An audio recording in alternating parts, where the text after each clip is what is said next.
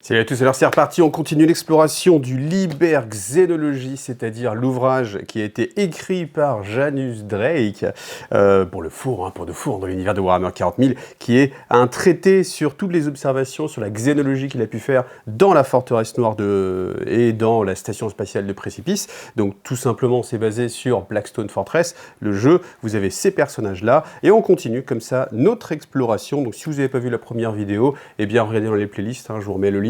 Vous allez pouvoir retrouver en fait cette vidéo. Et puis on continue. Donc cette fois-ci, on va s'approcher, on va étudier les abhumains. Alors les abhumains, c'est tout simplement ceux qui partagent un code génétique plus ou moins commun avec les êtres humains. Donc s'il y a une même souche d'origine, par contre l'évolution a fait qu'ils ont changé physiquement, mentalement, donc ça va se traduire souvent par des formes forcément un petit peu différentes. Alors on va retrouver tous les clichés qu'on a, donc à savoir l'ogrine, donc qui est la version ogre de l'humain. On a aussi la version, alors les halflings, on va dire, donc c'est-à-dire ceux qui sont plus petits, donc genre les hobbits, on est vraiment dans encore une fois ce tolkienisme très anglo-saxon, d'avoir justement ce type de personnage. Et puis, alors, déjà, dans la première façon dont c'est présenté, Janus Drake, je vais dire Francis Drake, ça c'est le problème. Janus Drake, en fait, nous dit que les abhumains sont une abomination, certes, mais que malgré tout, ils peuvent être utiles à l'Imperium, et que un bon général saura en tirer parti et utiliser souvent leurs compétences un peu plus spécialisées, un petit peu plus développées dans certains domaines, et les utiliser à bon escient pour la gloire de l'Imperium. Alors, donc il nous dit que voilà, il a souvent eu à traiter avec de tels individus, et puis voilà, on va les détailler. Alors, on commence avec les ogrines. Les ogrines, ce sont ceux qui sont les plus connus, peut-être avec aussi les halflings. Alors, les halflings, comme je les appelle, les ratlings, pardon, je dis halfling, c'est ratling maintenant. Donc, les ogrines, de leur nom latin Homo sapiens gigantus. Alors tout simplement, c'est une mutation pour que l'humain puisse s'adapter. En fait, ça aussi c'est un élément qui est important, c'est qu'il y a une différenciation entre la mutation naturelle, c'est-à-dire la capacité de l'humanité à évoluer et à s'adapter à son environnement. Donc typiquement, quand vous avez un environnement hostile d'une certaine façon, les humains vont s'adapter. Donc typiquement, ce qu'on connaît à l'échelle classique, c'est-à-dire que quand il y a beaucoup de soleil et qu'il fait très chaud, votre peau va tout simplement foncer. Donc c'est une adaptation naturelle. Là, on va être sur des adaptations beaucoup plus poussées. Alors, est-ce que à l'échelle de l'humanité, parce que si on imagine qu'on est au 41e millénaire et que le calendrier a continué sur le calendrier actuel, donc est-ce qu'en 8000 ans, on peut avoir une évolution aussi drastique de l'être humain? Alors, est-ce que c'est une évolution aussi qui peut être aiguillée, c'est-à-dire boostée par des traitements et ce genre de choses? On va le voir, parce qu'on en parle un petit peu ici. Maintenant, moi, dans l'absolu, je pense que 8000 ans, je sais pas, ça fait quand même un petit peu, ça fait peu, si on imagine que ça fait 50 ans pour une génération, et encore, peut-être que ça peut être un peu plus, peut-être qu'à cette échelle-là, on peut dire que ça peut être 25 ans pour une mutation, c'est-à-dire pour une nouvelle génération. Donc, ça fait 8000 multiplié par 4, 8 et 8, 16, et 16, 32, ça fait 3200, si je ne dis pas de bêtises, 3200 générations. Est-ce qu'en 3200 générations, il peut y avoir vraiment quelque chose de très significativement différent, comme on peut imaginer, des yeux beaucoup plus évolués, ou ce genre de choses? Je ne sais pas. Si des gens ont traité de ça, écoutez, je suis intéressé. Alors, les ogrines, eux, ce sont bien sûr les humains les plus costauds, donc ça reste de l'humain.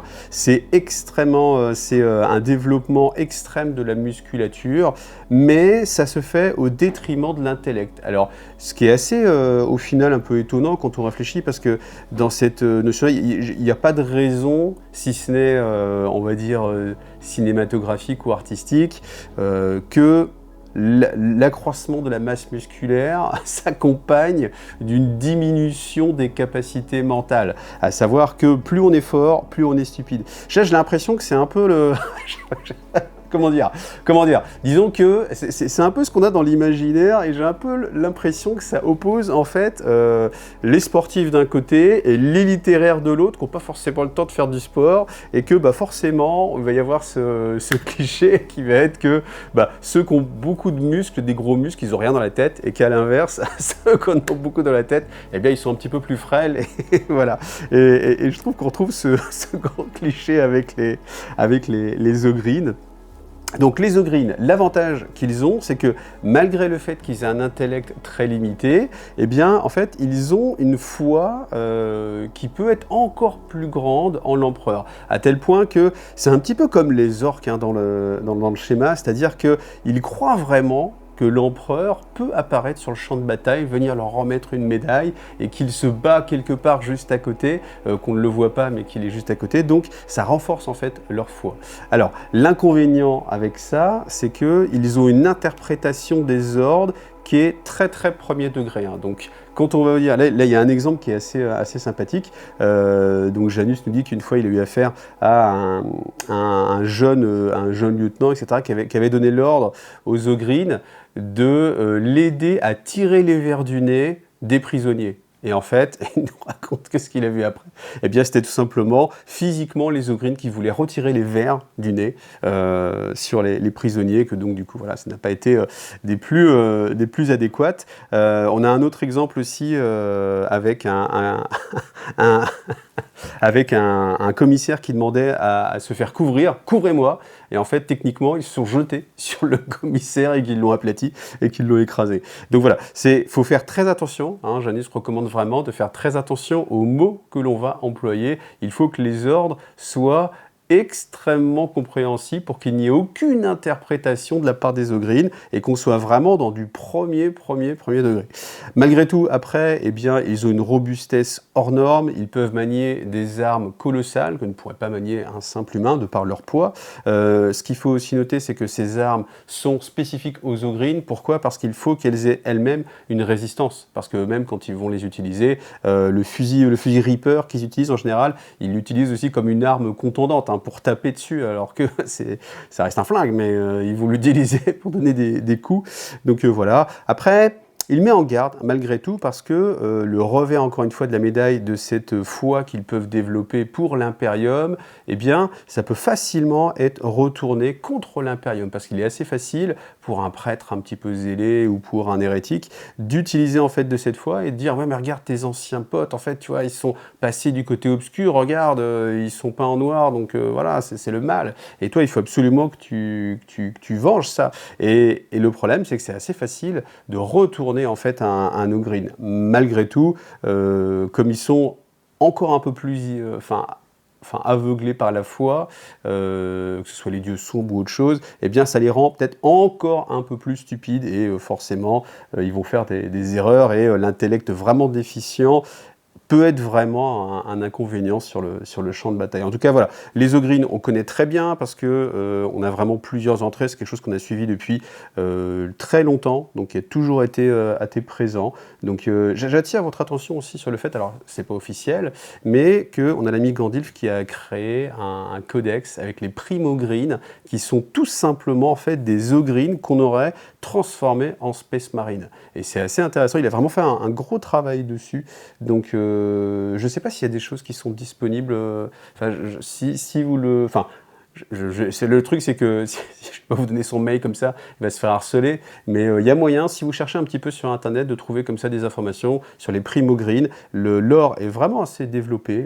D'ailleurs, en fait, le plus simple, c'est que vous allez sur la chaîne Planet Wargame et je me rappelle qu'il l'a fait il y a de ça plusieurs années, justement une vidéo sur le codex. Donc je vous mettrai le lien, j'essaierai de retrouver ça. Voilà.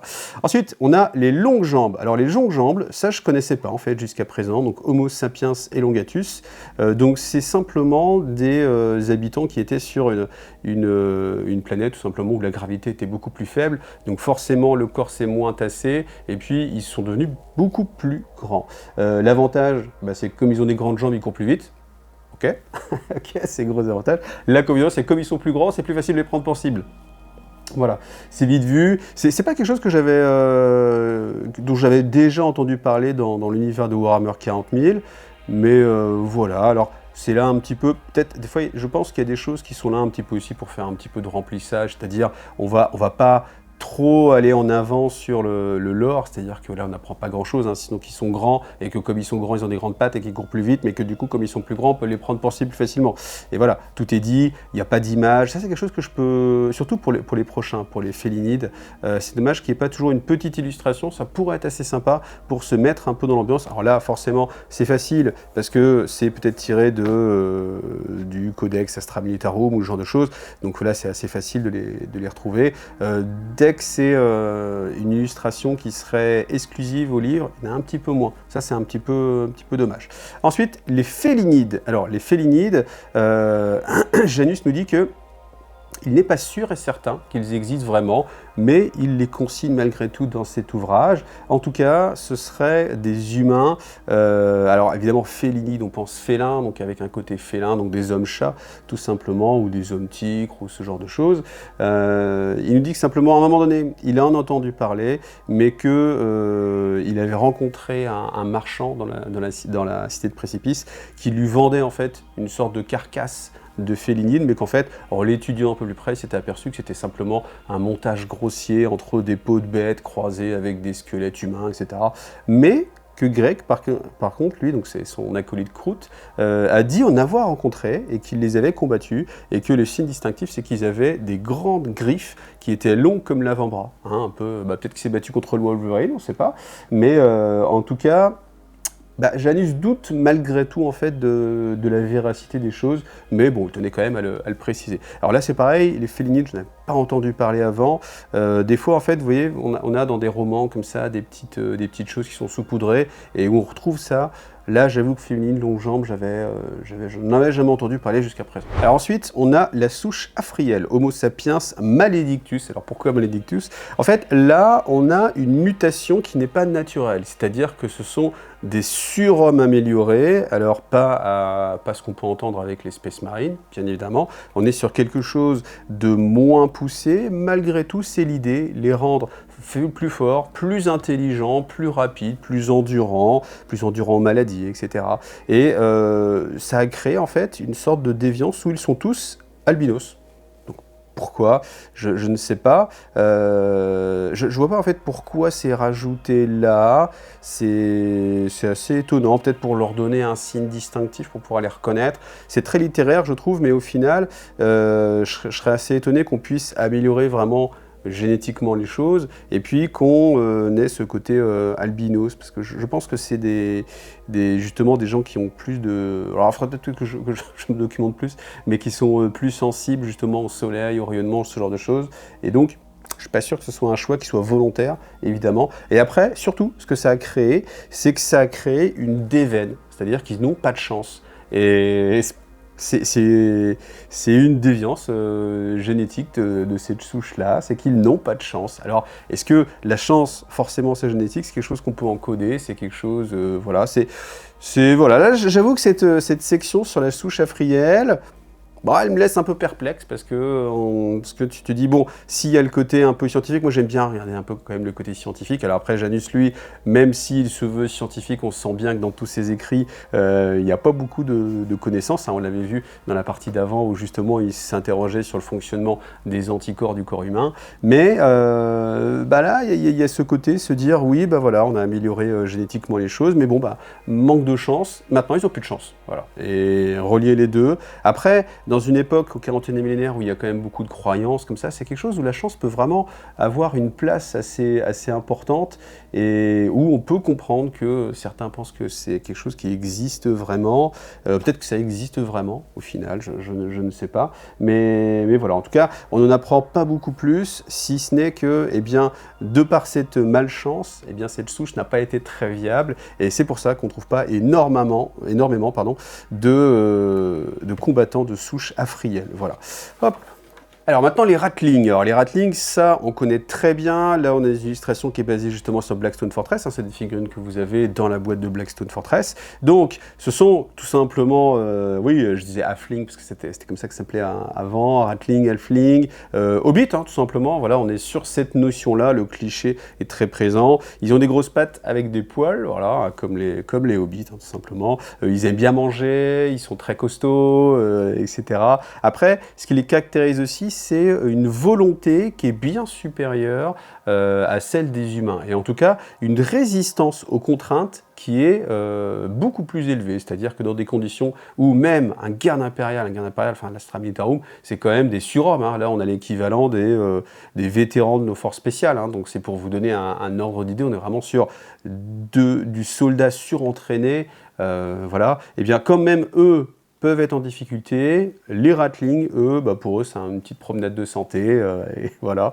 Donc, ce ne sont pas des nains, hein, faut bien les différencier, c'est pas du nanisme, c'est vraiment un autre développement, en fait, un autre développement de la souche de l'humanité. Alors après, ceux qui se posent la question de savoir est-ce que finalement c'est possible ou pas, finalement, oui, on peut imaginer qu'à un moment donné, quand l'humanité s'est répandue dans les étoiles, eh bien, la capacité d'amélioration, en fait, du vivant, je pense qu'elle est quand même assez enfin, vraiment impressionnante. Enfin, il suffit de regarder dans le monde, dans le règne animal ou même le règne végétal, enfin, les adaptations qu'on peut avoir nous-mêmes, c'est assez fou hein, quand on réfléchit à tout ce qui constitue en fait le domaine du vivant. Moi, c'est toujours quelque chose qui m'a vraiment halluciné, c'est cette capacité qu'on peut développer des choses, avoir les organes sensoriels, c'est des communications, enfin tout un tas de choses. Et au final, on peut que imaginer qu'il y a, alors, pas quelque chose qui... Enfin, je ne sais pas, là, on va rentrer dans le métaphysique. Qu'est-ce qui fait que le vivant évolue et s'adapte?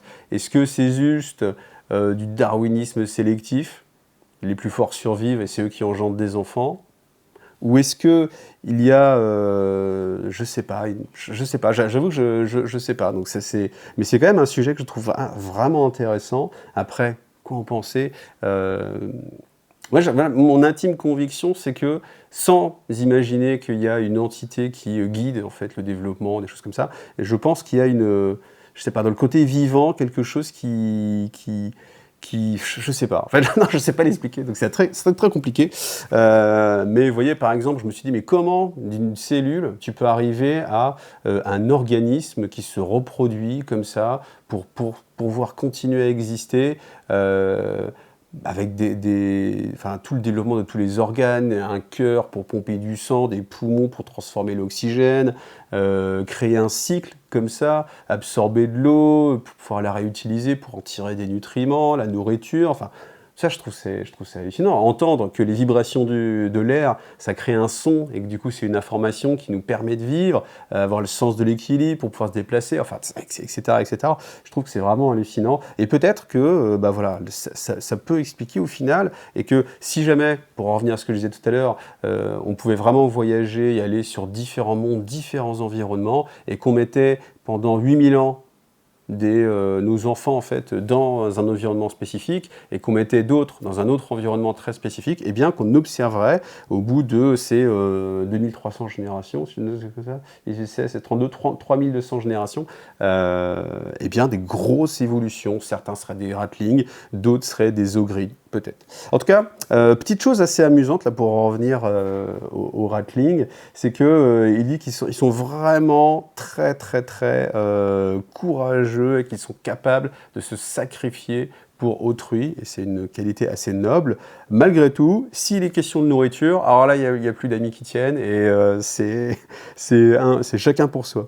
Même il cite un passage assez amusant où, en fait, au final, il s'étonne de leur capacité à transporter autant de nourriture sur eux, parce qu'ils sont toujours en train de grignoter, toujours un petit casse-croûte, un petit jambonneau qui sort comme ça, et en fait, il se dit, même une fois, c'était assez impressionnant, parce que les ratlings se sont fait attaquer par un virus qui mangeait en fait les vêtements, et ils se sont retrouvés tout nus, et malgré tout, pendant le reste de l'exploration, ils ont réussi à continuellement trouver de la nourriture, à produire de la nourriture. Donc bien sûr, on imagine qu'ils ne ramassaient pas ça dans la forteresse noire, donc ils avaient ça sur eux. Donc, comment pouvait-il le transporter? On a tous une idée en tête, Janus aussi, mais préfère pas savoir. Je pense que nous aussi, on préfère pas savoir, mais en tout cas, on a ce côté-là.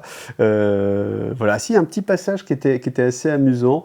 Alors, c'était... Voilà, ils sont sans gêne et dépourvus de chasteté et d'hygiène personnelle. Et en fait, le fait d'accentuer encore une fois là-dessus sur le côté ils ne sont pas chastes, ça peut corroborer une théorie qu'on avait justement, où dans l'impérium, eh bien, il y avait cette volonté quand même de contrôler les naissances et donc de vouloir être chaste. Et qu'il ne fallait pas justement trop faire l'acte pour justement plaire à l'empereur. On imagine que voilà, cette superstition-là est là pour limiter un petit peu les naissances, contrôler les enfants, etc. Et eux, eh ben voilà, eux n'ont pas cette chasteté et Janus son offusque, ce qui veut dire que lui est plutôt chaste. Voilà, c'est ça la conclusion qu'il y avait à avoir. En tout cas, autre chose, particularité aussi, c'est que ce sont de très bons snipers, donc excellents viseurs, ils ont cette capacité à viser beaucoup plus efficacement, donc souvent on va retrouver des ratlings avec un fusil de sniper. On continue avec les guerriers endocriniens, donc Homo sapiens Octus glandulae, les glandus, donc eux tout simplement, eh bien c'est boostage du système endocrinien, donc c'est aussi un développement du corps par les adeptus biologistes, donc pour avoir plus de muscles, plus de capacité mentale, etc., etc. Après, les observations de Janus, c'est que ça s'accompagne toujours d'une extrapolation, de magnifier les défauts de notre psyché, c'est-à-dire que quand on a un être humain qui peut péter un câble, eh bien, on a un endocrinien qui va péter un surcâble, et c'est à la fois une belle ressource parce qu'il a ses capacités supérieures, mais qu'à la fois c'est une arme à double tranchant parce que s'il vient à perdre pied, eh bien, ça peut se retourner vraiment contre lui. Et là, il se dit que il avait embauché justement un guerrier endocrinien, mais que la forteresse noire, elle travaille en fait sur la psyché, elle provoque la peur des accès psychotiques, et que lui justement a commencé à sombrer dans une paranoïa, et il a essayé d'attaquer en fait justement Janus, et que il dit que sans l'opportune et brutale intervention de Grieg, je ne l'aurais peut-être pas vaincu. À savoir que malgré tout, on sait que Janus c'est quand même un combattant niveau plus, et que voilà, un guerrier endocrinien forcément étant amélioré, résistance à la douleur, résistance aux toxines, etc. Forcément, c'est un adversaire très dur à battre. Et puis, en fait, il y a toujours un peu ce contre-coup, peut-être, je pense, pour expliquer, parce qu'à chaque fois qu'on a une sorte d'arme surhomme, on se dit, mais pourquoi tous les Astartes, enfin, pas les Astartes, pourquoi tout l'Astra Militarum, eh bien, on n'est pas en train de modifier comme ça un peu les humains à la chaîne. Alors après, on peut se dire, parce que c'est compliqué en termes de gestion, en termes de ressources peut-être, mais il y a aussi le contre-coup que ce sont des gens qui peuvent facilement partir en vrille. Donc voilà.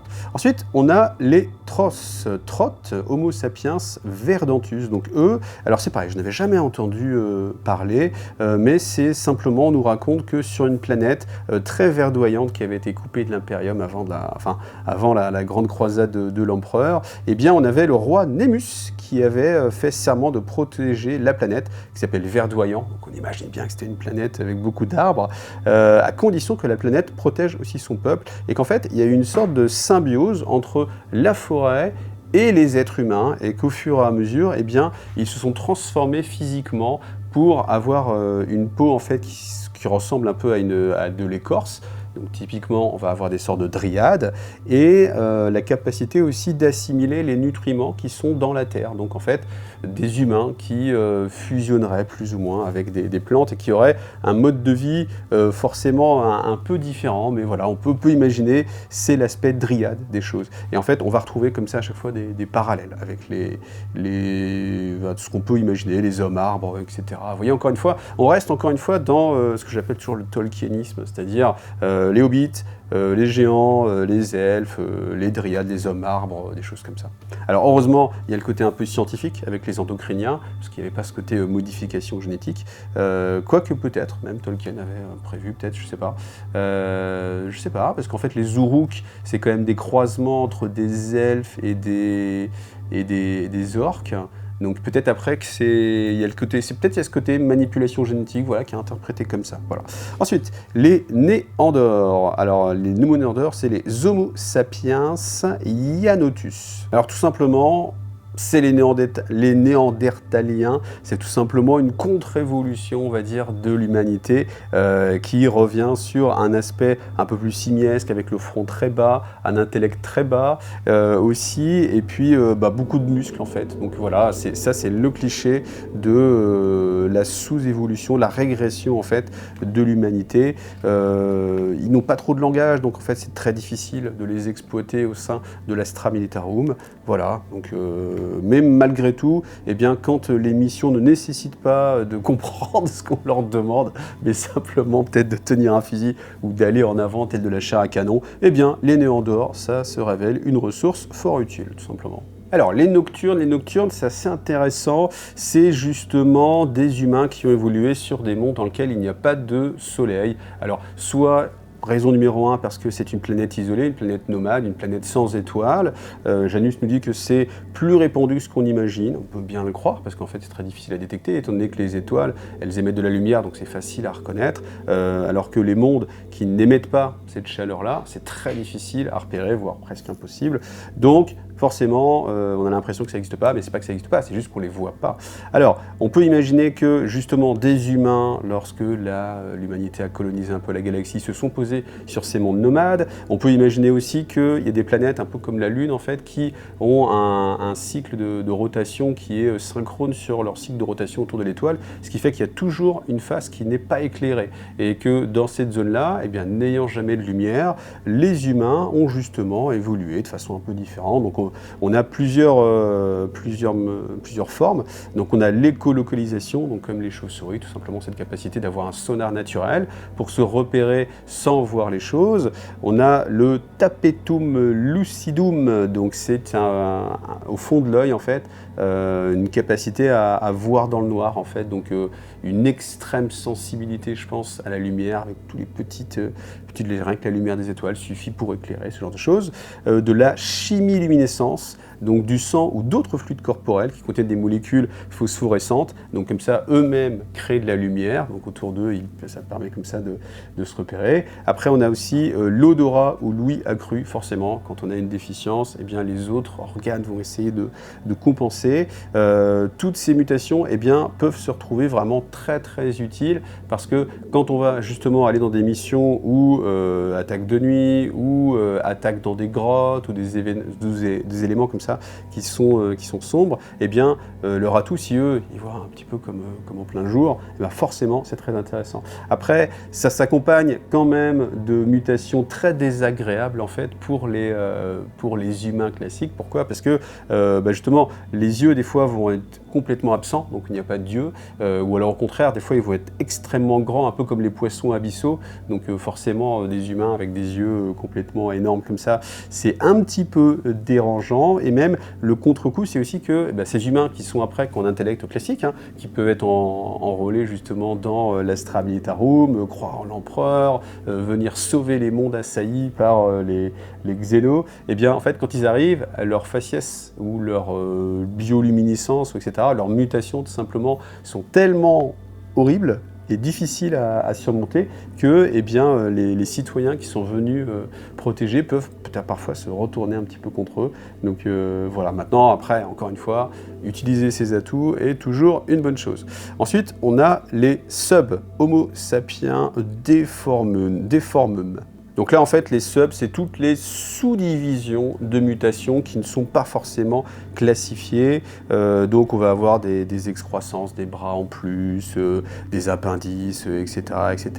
Alors là, c'est pas forcément quelque chose qu'on peut identifier, c'est vraiment la catégorie un peu poubelle, hein, où vous allez mettre tout ce qui rentre pas ailleurs. Après, par contre, il y a une petite note qui est assez intéressante, où il nous dit qu'il faut quand même faire attention et que les hauts seigneurs de Terra devraient faire attention à ne pas trop persécuter et à vouloir chasser en fait ces sous-factions, parce qu'elles peuvent eh bien, se rebeller contre l'Imperium, et en fait ça peut créer une sorte de révolte interne, et puis l'Imperium n'a vraiment pas besoin de ça, au contraire. Donc il faut essayer malgré tout d'être tolérant avec la mutation sous peine eh bien, de devoir justement comme ça des rébellions. Voilà. Alors après, il y en a certains qui vont plutôt penser qu'au contraire, il faut tous les éradiquer et les chasser de façon avec beaucoup d'intolérance afin que justement ils ne se répandent pas et que ça puisse continuer. Alors on arrive aux squats. Les squats, c'est assez intéressant. Donc les squats, là on est plus sur l'image du nain. D'ailleurs ça c'est c'est une illustration qui a été refaite mais qui est basée sur une vieille illustration qu'il y avait dans Rogue Trader, etc. Donc à une époque, dans les débuts de Warhammer 40 000 ou même avant, eh bien les squats étaient vraiment incorporés. Enfin déjà les squats étaient une armée à part entière et les squats étaient aussi incorporés dans les forces de l'humanité, au même titre que les Ogryn maintenant ou que les Ratling. Bien sûr maintenant ça a évolué. Alors on a des squats en tant que tels. On en parle souvent sur Necromunda. Maintenant, étant donné que le Codex, Ligue de Votann et les Kog'Maw sont sortis, on en sait beaucoup plus. Donc si vous voulez beaucoup plus d'informations sur les squats, petite pub, je vous envoie vers la vidéo que j'ai faite sur le Codex Ligue de Votann et dedans vous allez avoir toutes les informations sur qui ils sont, pourquoi ils évoluaient de telle façon, pourquoi ils ont de la technologie, est-ce que ce sont vraiment des parents des humains, et puis il y a aussi tout le côté intelligence artificielle qu'ils ont développé qui est vraiment très intéressant. Là on n'en développe pas beaucoup plus étant donné que ce livre il a été fait à un moment donné où justement, alors peut-être que le Codex était en développement, il faudrait que je regarde à quelle époque il est sorti exactement, si c'est à l'époque de Blackstone Fortress, ouais, je pense qu'on était vraiment dans les débuts du développement du Codex Ligue de Votann, donc voilà, après peut-être que l'auteur lui n'était pas forcément au courant non plus, mais en tout cas voilà, je vous invite à aller voir cette vidéo si vous voulez beaucoup plus d'informations. Ensuite, les Piscéens, voilà, Homo sapiens Oceanus, donc c'est tout simplement des humains qui ont la capacité à vivre dans un environnement maritime et de pouvoir respirer tout simplement avec des branchies. L'autre différence, c'est que, étant donné qu'ils vivent continuellement sous l'eau, ils ont une musculature extrêmement développée, avec des muscles en acier, on l'imagine bien, si vous êtes tout le temps en train de faire de la natation, quand on voit les nageurs, ça sont plutôt les mecs un peu baraques, et bien là, voilà, vous imaginez, vous avez toujours vécu là-dessus, c'est toujours été votre environnement, et il y a eu cette évolution-là, et ce qui fait que vous avez cette capacité à déjà pouvoir... Alors, est-ce que, du coup, ils peuvent vivre en dehors de l'eau? Est-ce que ce sont un peu comme des batraciens, ou est-ce que c'est uniquement, en fait, comme du poisson? Je ne sais pas. Il n'y a pas de sujet là-dessus. Par contre, ce qu'on sait, c'est que, en tout cas, ce sont des combattants aussi très résistants. Alors, là, on nous raconte un petit peu comment justement Janus a découvert leur existence. Il a découvert leur existence du fait qu'il y avait une acquisitrice, Callisto, qui était en fait en train de chercher des choses dans la forteresse noire. Et il y avait une zone qui était noyée, et dans cette zone-là, elle récupérait en fait pas mal de trésors. Et du coup, Janus, vous allez lui poser la question de savoir mais comment elle récupère autant de trésors. Elle ne voulait rien lui dire, mais ils se sont aperçus qu'au final, leurs pères respectifs, parce que c'est pas sa sœur, leurs pères respectifs avaient pratiqué dans la même école d'escrime, et que du coup, les bonnes paternités font les bons amis, et que du coup, elle lui a montré qu'elle utilisait un abumin, justement un Piscéen, pour aller chercher les trésors qui étaient enfouis. Voilà, donc voilà, c'est assez intéressant. Et ensuite, on va terminer avec les hommes-bêtes. Alors c'est intéressant parce que les hommes-bêtes, vraiment dans Blackstone Fortress, ils ont une place très présente, étant donné qu'ils sont en beaucoup de figurines, sont vraiment les forces du chaos.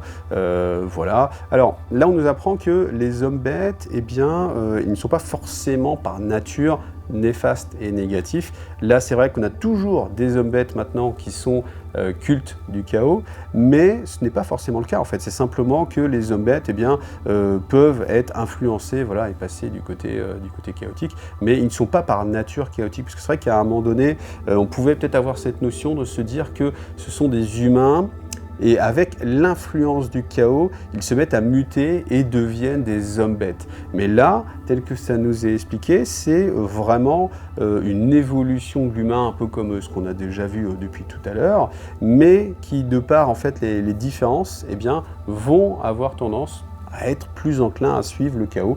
Malgré tout, on a quand même des hommes-bêtes qui sont utilisés au sein des forces de l'Astra Militarum.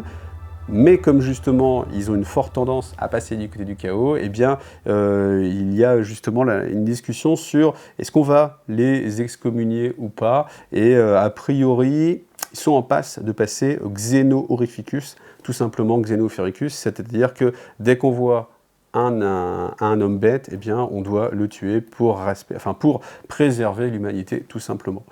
Après, si on retrouve l'imaginaire classique, là on est proche du satyre, hein, c'est-à-dire un homme un peu chèvre, avec des pieds de chèvre, des cornes, un faciès de chèvre, par contre avec la capacité d'utiliser des armes parce qu'ils ont des membres, des bras humains, donc avec les doigts, donc comme ça on peut saisir facilement un flingue, une épée et construire des choses. Voilà, que dire de plus après sur les hommes bêtes? Pas grand-chose, parce qu'en même temps, tout ce qui est dit là, c'est des choses qu'on sait plus ou moins déjà. Voilà, et puis c'est quand même quelque chose qui est assez connu. Normalement, les hommes bêtes, voilà, on les connaît. C'est pas interdit aussi de penser que bientôt, on aura peut-être une armée un peu plus développée, étant donné que les figurines ont commencé à sortir. Souvent, quand il y a des figurines comme ça qui sortent un petit peu, tac, tac, tac, là, on en voit de plus en plus. Ça sous-entend que derrière, on va peut-être avoir des entrées un peu plus présentes dans les codex, typiquement dans le codex du chaos, et qu'au fur et à mesure, on peut peut-être se retrouver avec une sous-faction qui est complètement jouable. Vous voyez, et un peu à l'image, par exemple, du culte Stealer, où maintenant on a vraiment un codex complet. On peut imaginer peut-être un codex homme-bête qui serait une sorte d'Astra Militarum avec ce côté chaotique. Voilà, ça c'est une possibilité. Alors après, sur l'intelligence des hommes-bêtes, Janus nous dit qu'ils ne sont pas si bêtes que ça, justement. Hein. Hommes-bêtes ne sont pas si bêtes. Ok, elle était facile. Et qu'ils ont même une certaine fierté, et que certains d'eux développent justement une sorte de sentiment de supériorité par rapport à un humain classique. On imagine voilà, qu'ils peuvent se sentir plus résistants, plus costauds, plus agiles, et que même s'ils ont une façon de s'exprimer qui peut paraître plus bestiale, voilà, avec des grognements, des choses comme ça, eh bien ils ont quand même cette sensibilité et peut-être un peu cette vilainie. C'est vraiment ce sentiment-là. Mais là, je trouve qu'on a vraiment l'image un peu voilà, de l'homme bête classique où, par nature, rien que dans son visuel, on se dit « Ah, lui, il est méchant, c'est un méchant.